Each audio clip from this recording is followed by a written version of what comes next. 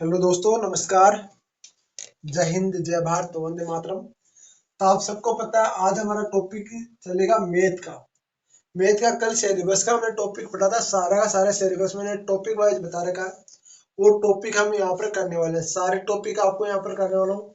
तो प्लीज आप क्लासों को डेली लीजिए, और जो बच्चा क्लासों को डेली लेगा ना, गारंटी लेता हूँ वो बच्चा सिलेक्शन भी जरूर लेगा। तो प्लीज आप क्लासों को जरूर ज्वाइन करें। अब बात करते हैं कौन कौन सी क्लास का यहाँ पर मैथ होने वाला है। देखो बता दूं, वैसे तो जिसमें सारों में मैथ आती है उसका सारों का क्लासों का आपको यहाँ पर मैथ होने वाला है, सारे कंपटीशन एग्जाम का। पर यहाँ पर स्पेशल 41 आईपीडी बीएसएफ ट्रेड्समैन और आपका सीआईएसएफ जो आपको फायरमैन की वैकेंसी है उसका, और साथ ही साथ में आपको एसएसबी ट्रेड्समैन का, यहाँ पर इनके लिए महत्वपूर्ण इंपोर्टेंट क्लास है। एसएससी जीडी 2023 वाले बच्चे भी इसको ले सकते हैं। तो ऊपर जो मैंने लिख रखा है 41 एपीडी बीएसएफ ट्रेड्समैन, उसको मैं अब आप यहाँ पर देखो ना, तो यहाँ पर लिख रहा हूँ मैथ। क्या लिख रहा हूँ? मैथ। मैथ के हमारी क्लास आज का हमारा टॉपिक क्या रहेगा? संख्या पद्धति। क्या रहेगा? मैथ्स। क्या रहेगा? संख्या पद्धति। ठीक है, यहाँ पर संख्या पद्धति है हमारा टॉपिक, महत्वपूर्ण टॉपिक है संख्या पद्धति। अब संख्या पद्धति में बता दूं आपको, एक संख्या पद्धति आपका टॉपिक नहीं है।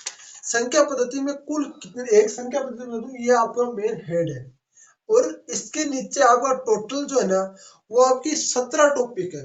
17 टॉपिक है, और 17 टॉपिक भी आपको अलग अलग मिल जाएंगे। वो 17 टॉपिक में यहाँ पर करने वाला हूँ। वैसे बता दूं, आज संख्याओं पद्धति में हम पढ़ेंगे। सबसे पहला हमारा टॉपिक आता है वो है संख्याएं। क्या है? संख्याएं। ठीक है, अब देखो बात आती है संख्याएं।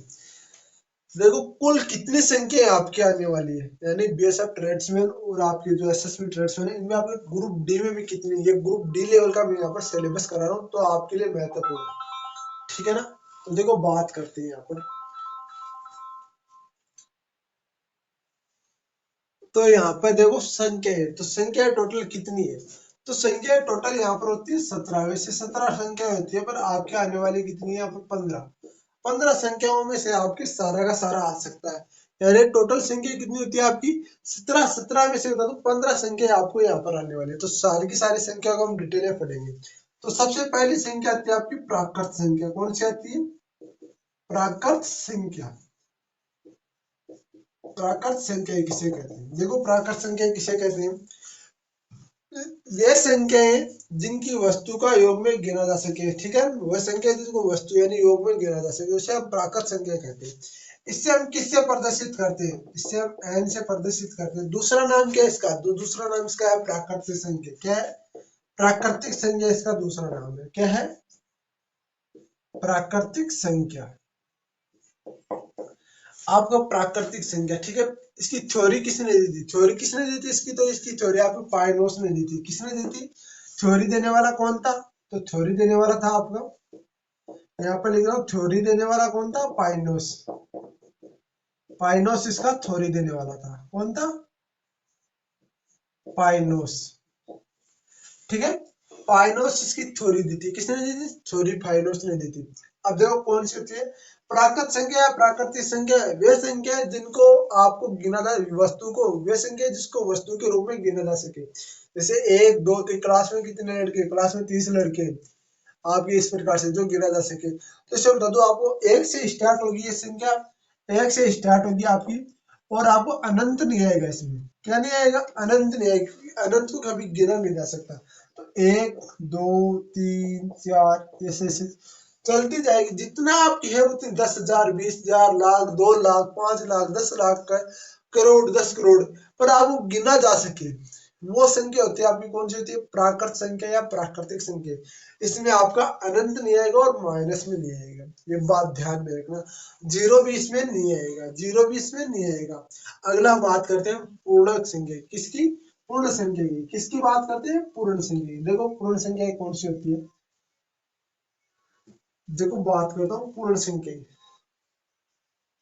यहाँ पर मैं संख्या मिटा रहा हूँ क्योंकि आप सबको पता चल गया, नोट करते करते दोनों साथ में बहुत फायदे में जाओगे। बात करते हैं पूर्ण संख्या की। तो पूर्ण संख्या किसे कहते हैं? Whole number. क्या कहते हैं? Whole number. क्या कहते हैं? पूर्ण संख्या। क्या है, पूर्ण संख्या। अब पूर्ण संख्या क्या कहते हैं, होल नंबर ऐसे डब्ल्यू से हम प्रदर्शित करते हैं। किसे प्रदर्शित करते हैं, डब्ल्यू से प्रदर्शित करते हैं। डब्ल्यू भी यहाँ पर बता रहा हूँ, यहाँ पर डब्ल्यू कौन सा आएगा, डब्ल्यू यहाँ पर बड़ा आने वाला आएगा, ठीक है, बड़ा वाला डब्ल्यू आएगा, यानी पहले एबीसीडी वाला डब्ल्यू आएगा, ठीक है ना। आम भाषा में, राजस्थानी भाषा में बोले तो पहले एबीसीडी वाला डब्ल्यू आएगा, ठीक है। तो यहाँ पर हम डब्ल्यू से प्रदर्शित होते हैं पूर्ण संख्या, जिसे हम कहते हैं होल नंबर। अब देखो, वे संख्या जिनसे वस्तु को गिना जा सकता है, ठीक है, सॉरी, ठीक है।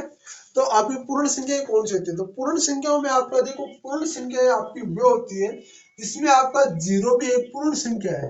1 2 3 4 5 6 7 ये सभी पूर्ण संख्या है। यानी कि आपकी प्राकृत संख्या में केवल जीरो आपका ऐड हो जाती है, कौन सी हो जाती है, पूर्ण संख्या हो जाती है। कौन सी हो जाती है, जीरो ऐड होती है, पूर्ण संख्या के रूप में आ जाती है, ठीक है। ये आपकी पूर्ण संख्या है। बात करते हैं यहाँ पे पूर्णांक संख्या की, किसकी बात करते हैं, बात करते हैं यहाँ पर पूर्णांक संख्या की। देखो पूर्णांक संख्या क्या है, उससे पहले बता दूं, चैनल पर पहली बार हो, चैनल को सब्सक्राइब आज ही कर लो और बेल आइकन बटन को ऑन जरूर कर लेना, वीडियो को लाइक और चैनल को सब्सक्राइब जरूर करें। बात करते हैं पूर्णांक संख्या की। तो पूर्णांक संख्या की खोज किसने की थी, तो आपका जेलिन ने खोज की थी, जो कहाँ का वैज्ञानिक था, जर्मन का वैज्ञानिक था। कहाँ का वैज्ञानिक था, जेलिन। कौन था, जेहलिन, ठीक है, जेहलिन, जेलिन, जेलिन आपका जर्मन का वैज्ञानिक था। यहाँ पर जेलिन, ठीक है, जेलिन आपका जर्मन का वैज्ञानिक था, जिसने खोज की थी, किसने खोज की थी, जेलिन ने खोज की थी पूर्णांक संख्या में। किसी ने खोज की थी, जेलिन का। कहाँ का वैज्ञानिक था, जर्मन का वैज्ञानिक था। किससे हम प्रदर्शित करते, तो इसे हम जेड से प्रदर्शित करते हैं। किसे प्रदर्शित करते हैं, जेड से प्रदर्शित करते हैं। किसे प्रदर्शित करते हैं, जेड से। अब देखो बात आती है, इसको जेड से प्रदर्शित क्यों करते हैं। देखो बता दूं, जेलिन ने इसकी खोज की थी, जेलिन ने इसकी खोज की, तो जेलिन गया, जेलिन जहां से इसको संख्या को मान्यता प्राप्त थी वहां गया और बोला कि ये मैंने नई संख्या निकाली है, तो इसका आप क्या नाम दोगे। तो वो बोले कि अभी तो कोई नाम है नहीं। तो उसने बोला चलो कोई दिक्कत नहीं, इसका नाम मेरे नाम पे लिख दो और इसको जेड से प्रदर्शित कर दो, यानी जेलिन से प्रदर्शित, और जेड से तब से इसको प्रदर्शित किया गया। कब से प्रदर्शित किया गया, जेड से तब से इसको प्रदर्शित किया गया। आगे बात करते हैं, अगली संख्या आती है आपकी परिमेय संख्या। कौन सी आती है, परिमेय संख्या।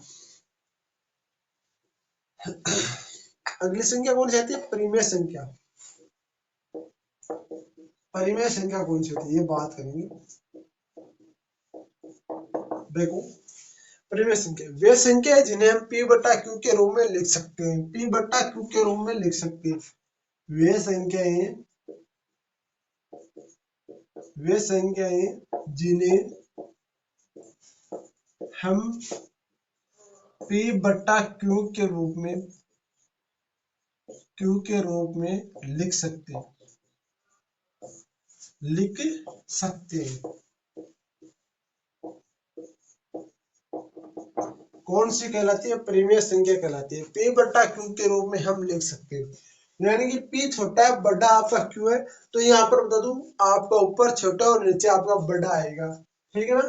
तो p बटा q के रूप में इसको लिख सकते हैं। देखो मैं उदाहरण बता रहा हूँ यहाँ पर, जैसे यहाँ पर 3/4, 8/11, 9/11, 15/16, 17/18, जो भी हो आपका 25/28, 30/38, 49/59। इस प्रकार से कौन सी संख्या, ये सारी की सारी परिमेय संख्या के अंदर आती है। किसके अंदर आती है, सारी की सारी ये परिमेय संख्या के अंतर्गत आती है, यानी p बट्टा q के रूप में हम इस संख्या को लिख सकते हैं। ये आपकी कौन सी आती है, आपकी ये परिमेय संख्या के रूप। अब एक बात और बता दो, इसके अंदर आपकी और कौन सी संख्या आती है, तो इसके अंदर बता दो आपको -11, -15, -16 या -17, ये सभी भी इसके परिमेय संख्या के रूप में आती है। किसके रूप में आती है, परिमेय संख्या के रूप में आती है।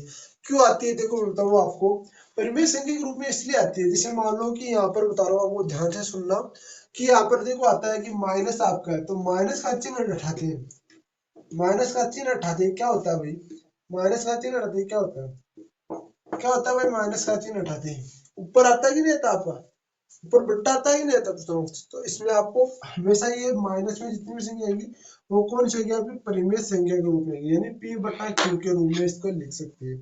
अगली संख्या आती है अपरिमेय संख्या। अपरिमेय संख्या कौन सी होती है, जिसको हम p बटा q के रूप में नहीं लिख सकते, नहीं लिखा जा सकता, जिसको हम p बटा q के रूप में नहीं लिखा जा सकता, वो आपकी अपरिमेय संख्या होती है।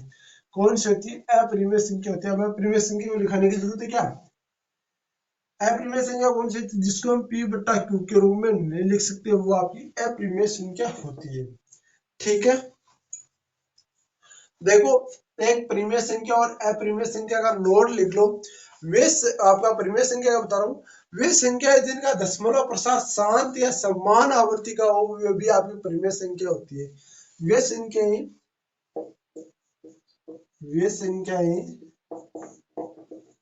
जिसका दशमलव प्रसार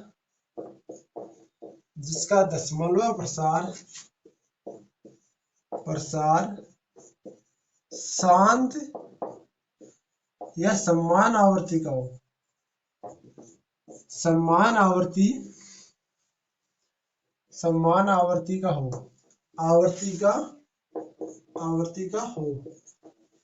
ये संख्या है जिसका दशमलव प्रसाद समान या शांत आवृत्ति का हो, कौन सी होती है, परिमेय संख्या होती है। देखो जिस प्रकार से हम बात करते हैं यहाँ पर, देखो जिस प्रकार से हम बात करते हैं यहाँ पर, देखो यहाँ पर मैं बता दूं आपको, हमेशा याद रखना 6/7। देखो उदाहरण बता रहा हूँ यहाँ पर 6/7। अब देखो 7 का भाग दो, 7 का भाग दोगे तो आएगा 0 पॉइंट आपका आएगा 60, तो 6 6 36, 6 तो 42, 6 इंटू 48, बच्चे 2, उतारा बिंदु 6 दूनी 12, 7 दूनी 14।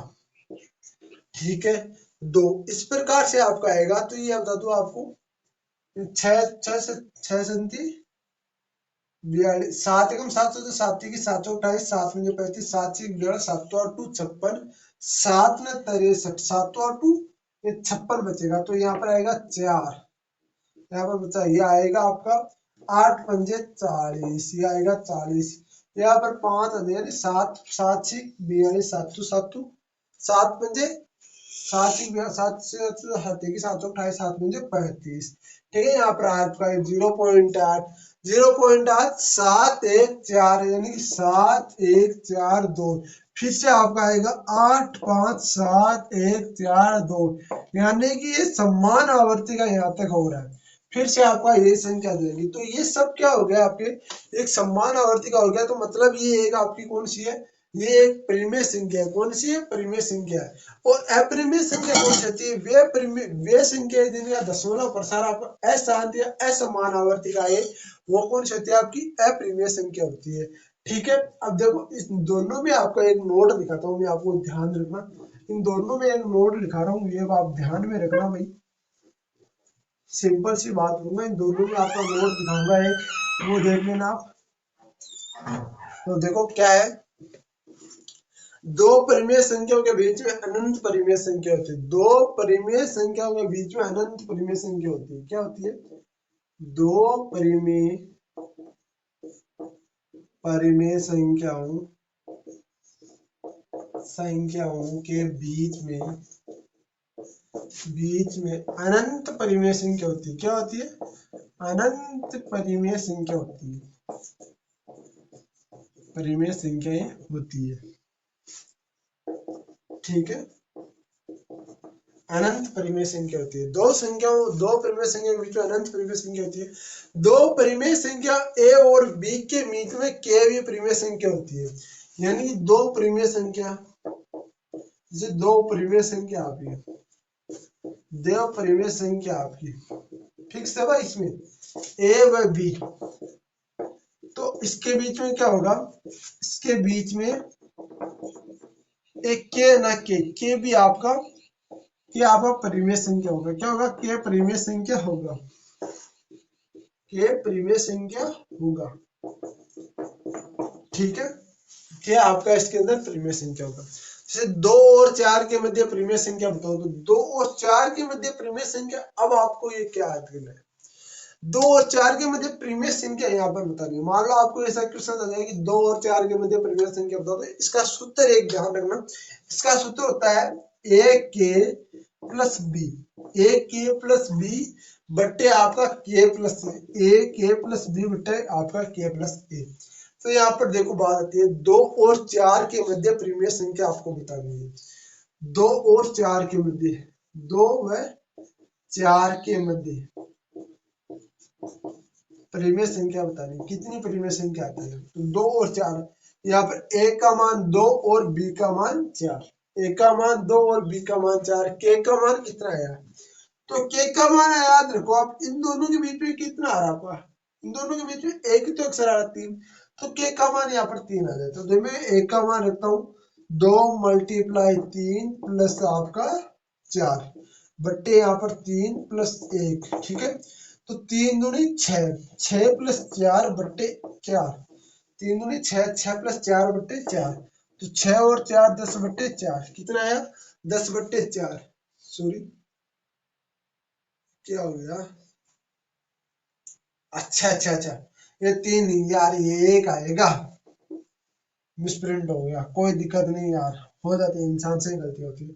कितना आगे 1 आएगा, क्योंकि के का मान 1 था, मैंने यहाँ पर 3 लिख दिया, 2 एकम 2, ठीक है, प्लस 4 बट्टे आपका 3 प्लस आपका ये आ जाएगा 3 प्लस 1 बराबर 4, ठीक है।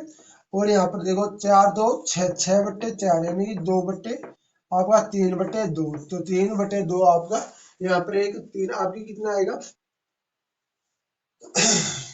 के का मान कितना आ रहा है 1, सॉरी यार 1 और 1 और 2, 2 3 और 2, ठीक है, 2 आपका आएगा 3, 3 आएगा, 3 परिमेय संख्या है, कौन सी है 3 एक परिमेय संख्या है। तो ये तो हम वैसे भी बता सकते हैं, पर एक सूत्र से निकाल के बताया मैंने, ठीक है। अब देखो यहाँ पर बात करता हूँ, एक क्वेश्चन और लेता हूँ, सिंपल सा क्वेश्चन आता है वो देख लेते हैं, सिंपल सा आपका क्वेश्चन आता है वो देखते हैं हम।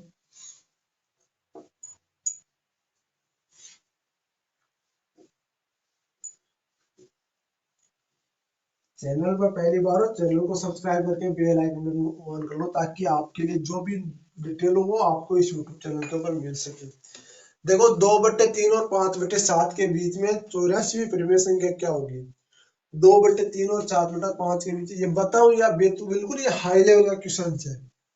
यदि आप इतना हाई लेवल का करना चाहते हो तो कोई दिक्कत नहीं, वरना नहीं करना चाहते तो आप अगली संख्या पर चलते, वो आती है आपकी वास्तविक संख्या। क्योंकि कई बच्चे के कमेंट्स आएंगे सर इतना हाई लेवल में पढ़ो, क्योंकि आपने वादा किया था एसएससी जीडी और जो अभी ये सब ट्रेड्समैन का लेवल है उतने ही पढ़ेंगे। तो वो कोई दिक्कत नहीं, मैं आपका इतना हाई लेवल नहीं करूंगा। अगली हमारी संख्या आएगी वास्तविक संख्या, इसको हम पढ़ेंगे कल। सारी डिटेल में बता दो, 20 से 22 मिनट की आपकी क्लास होती है, इससे ज्यादा आपकी क्लास नहीं होगी। जय हिंद, जय भारत, वंदे मातरम। वीडियो को शेयर, चैनल को सब्सक्राइब, वीडियो को लाइक जरूर करें। जय हिंद, जय भारत, वंदे मातरम मेरे भाई।